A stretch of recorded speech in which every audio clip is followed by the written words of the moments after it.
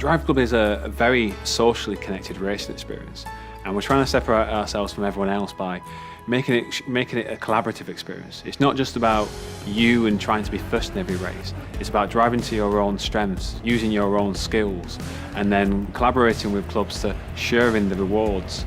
With PlayStation 4, when we set out in the early days, we really wanted to make everything dynamic in there. So we wanted this unconstrained physical environment.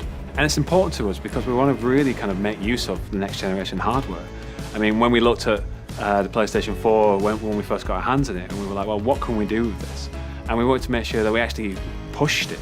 We didn't just want to kind of go, well, we can do something that's slightly better than PS3. No, we wanted to take it to the next level.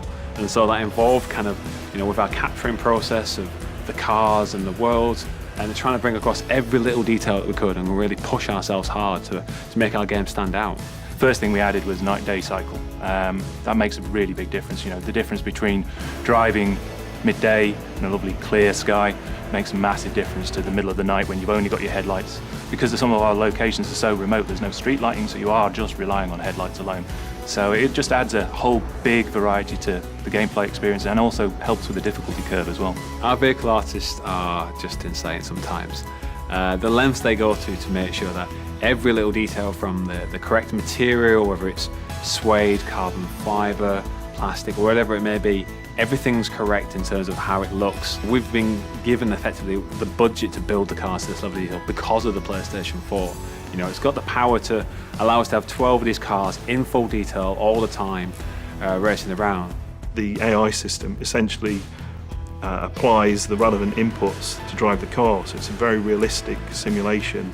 That means there isn't any kind of magic fudge factors going on. It's not hand of God pushing the car around the track.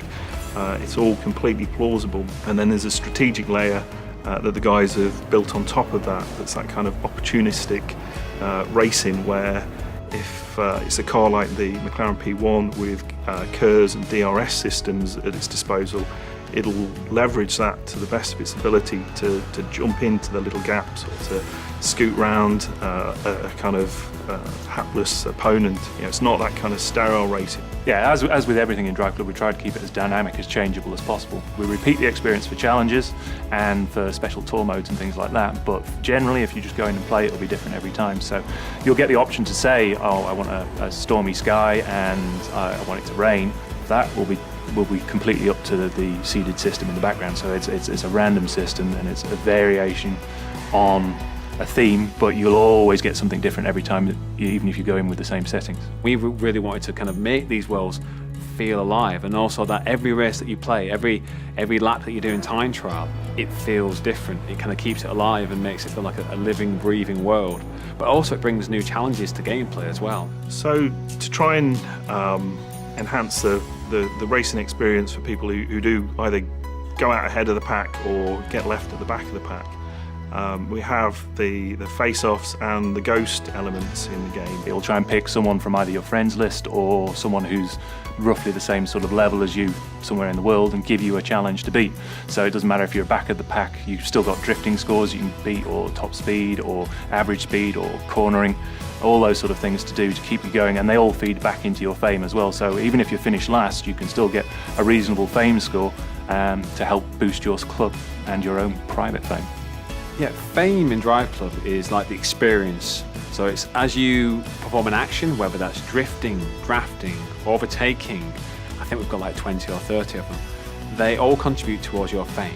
And as you level up with fame, you get access to new content such as cars, new events, new liveries, designs that you can apply to your car. It's effectively like the currency of the game. It's a great way for you, either individually as a driver, to show off how good you are, or as a club, show off your combined efforts to the world as well. It's so satisfying to be just tearing around these tracks, drifting, knocking up fame, unlocking more cars. It feels incredibly immersive. The first time you actually see a cloud roll in and the wind pick up and the trees start to sway and the grass go, it's something that you don't really see. It's just the connected nature. For players, I really hope that they get a great deal of satisfaction from DriveClub. I'd like them to enjoy the aesthetic of the game. I'd like them to enjoy the challenge of the racing. I'd like them to develop their social networks. I mean, that's something that we did well with Motorstorm RC, and so with DriveClub, having the ability to reach out to your friends and bring them into the DriveClub experience or even the PlayStation experience. We're not trying to create a simulation or an arcade game. It's something that sits in the middle, something that is a racer for everyone. You know, if you are that kind of super hardcore racer, you can get the most out of our handling model. But if you're new to racing, then you're still going to be able to pick it up, play it and have fun.